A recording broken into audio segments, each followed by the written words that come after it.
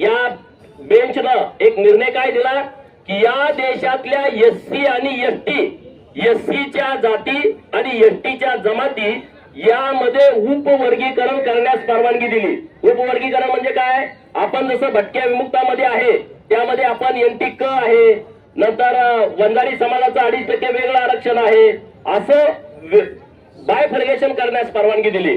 आणि म्हणून मग आता आम्ही सरकारकडे आमची अशी मागणी आहे की जर तुम्ही 2019ला शपथपत्रावरती धनगर जमात राज्यामध्ये अस्तित्वात नाही हे शपथपत्रावरती लिहून दिलाय, आता आज तुम्ही तात्काळ महाराष्ट्रातले सगळे धनगर रस्त्यावरती उतरलेत, हे जे 6 दाखले बोगस आहेत धनगर जमातीच्या लोकांनी काढलेले ते आजच्या तात्काळ रद्द करा। आणि हे रद्द झाल्याच्या नंतर या महाराष्ट्रामध्ये 0 धनगर आहे हे सिद्ध होत आहे आणि त्या जागी